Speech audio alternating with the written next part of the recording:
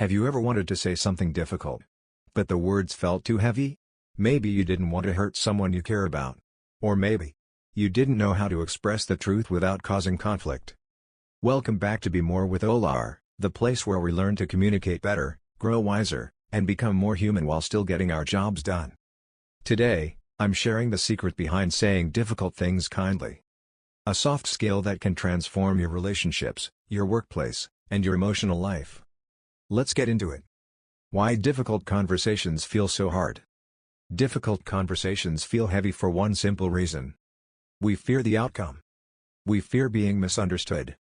We fear hurting someone's feelings. We fear conflict.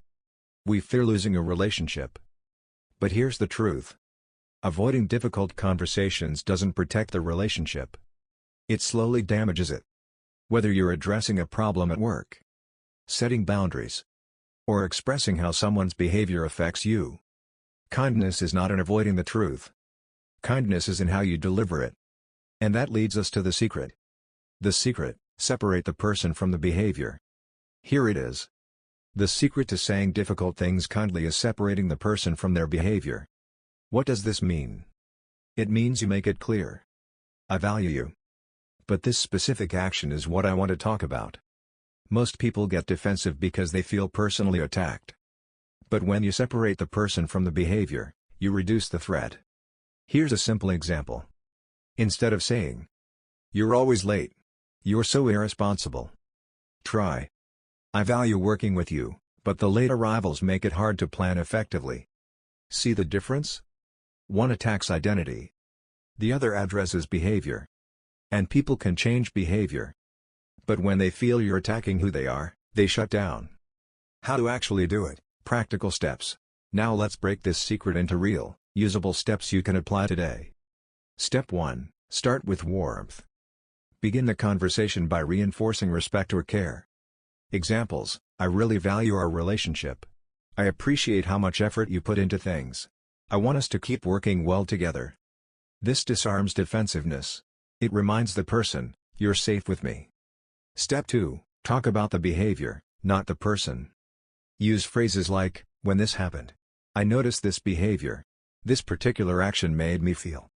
Avoid words like always or never. Stick to the facts. People respond to clarity, not exaggeration.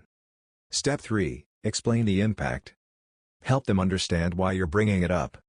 Example: when meetings start late, it affects the whole team's schedule. Or when you raise your voice, I feel unheard and shut down. When people understand the impact, change becomes easier. Step 4. Invite collaboration. Kindness means giving the other person a voice. Try saying, "How do you see it? What do you think we could do differently? I'd love to hear your perspective." Collaboration builds trust. It shows you're not placing blame but building a solution. Step 5. End with reassurance. Reassure them that the relationship is still intact. Examples: I appreciate you listening. I care about this relationship, and that's why I brought this up. Thank you for being open to this. A gentle ending keeps the connection strong. Let me share a quick story. A friend once told me, "I used to avoid tough conversations until I realized silence was breaking my relationships." He had a coworker who constantly interrupted him during meetings. Instead of exploding, or staying silent, he tried the approach of separating the person from the behavior. He said, "I really respect your ideas, but when I get interrupted, I lose my train of thought. Can we give each other space to finish?"